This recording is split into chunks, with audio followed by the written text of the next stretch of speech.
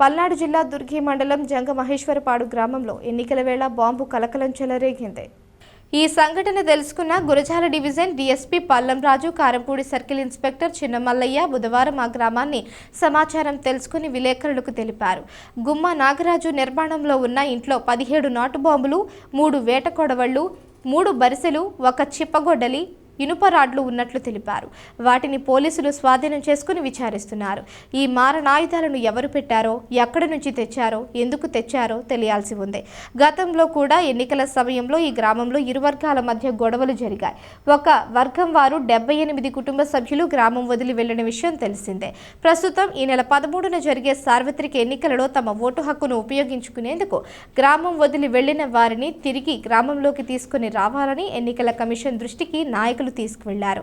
పల్నాడు జిల్లా కలెక్టర్ శివశంకర్ లోతేటి ఆదేశాల మేరకు పోలీస్ డిపార్ట్మెంట్కు పర్మిషన్ జారీ చేయడంతో పోలీసులు 78 కుటుంబ సభ్యులకు గాను 29 కుటుంబ సభ్యులను గ్రామంలోకి ఫుల్ సెక్యూరిటీతో చేర్చారు. కారంపూడి సర్కిల్ సిఐ చిన్నమల్లయ్య, స్థానిక దుర్గి మండల ఎస్ఐ కోటయ్య పర్యవేక్షణలో గ్రామంలో 9 మంది పోలీసులతో పీ కటింగ్ కూడా ఏర్పాటు చేసి లా అండ్ ఆర్డర్ పరిరక్షణకు ఏర్పాట్లు చేశారు. అయినా గ్రామంలో పాత కక్షల నేపథ్యంలో తిరిగి బాంబుల కలకలం చెలరేగడం గ్రామ ప్రజలను భయాందోళనకు గురి చేస్తున్నాయి.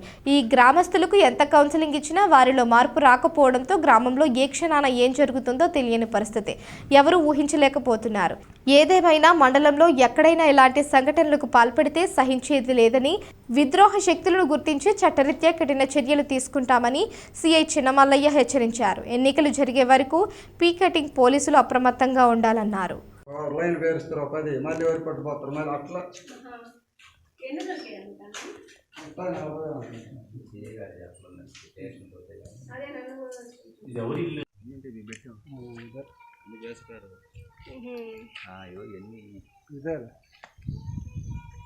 అంటే డిఎస్పీ ఆయన వచ్చింది.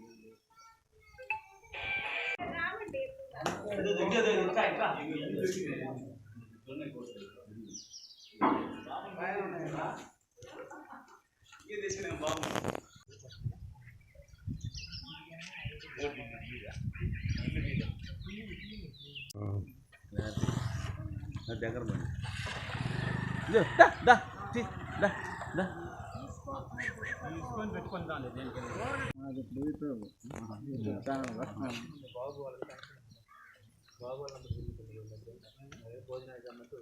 బాబా జ్యోతిలోకి వచ్చారు.